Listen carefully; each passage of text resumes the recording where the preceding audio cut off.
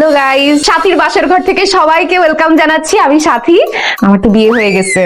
Really sorry, তোমাদের মন খারাপ করার কিন্তু কোনো কারণ নাই। আসলে হঠাৎ করে বিয়েটা হয়ে গেছে। আসলে কি করব বলো, এত তাড়াতাড়ি বিয়েটা হয়েছে, এত ছোট পরিসরে হয়েছে, তোমাদের কাউকে দাওয়াত দিতে পারি নাই। তোমাদের সবাইকে আমি দাওয়াত দিব আমার বউ ভাতে। মালদ্বীপে করব, মালদ্বীপটা আমরা ভাড়া নিয়ে নিচ্ছি, আমরা সেখানেই বউ ভাতটা করবো। আচ্ছা, আমি কিছু কমেন্ট পড়ি। একজন আপু লিখেছে, আপু গয়না অর্নামেন্টস কোত্থেকে কিনছেন? দুবাই থেকে আপু, শেখরা যেখান থেকে মার্কেটিং করে সেখান থেকে নিয়েছি। আমার গলায় আছে 100 ভরি, কানে 50-50-100, আরো অনেক গয়না কিনে দিছিল আমার হাজবেন্ড, কিন্তু ও না একদম গয়নাগাটি পছন্দ করে না। আরেকটা ভাইয়া লিখেছে, এগুলা দেখে মনে হচ্ছে নিউ মার্কেট থেকে নেয়া, জঙ্গলি লাগতেছে পুরা। আমি জঙ্গলি?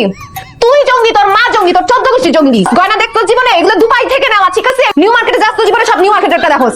লাইটটা শেষ করে নি, তারপর তোরে দেখতেছি। আরেকজন লিখছে, খেলা কখন খেলা তোর লাইটটা শেষ করে নি, তোকে সব টিরে দেখতেছি।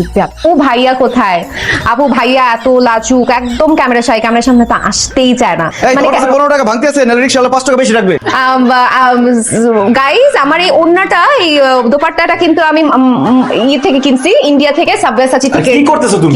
ঠিক আছে, তোমাদের সাথে আবার মালদ্বীপে দেখা হবে, তখন ভাইয়ার সাথে পরিচয় করে দিব। ওকে ওকে, বাই।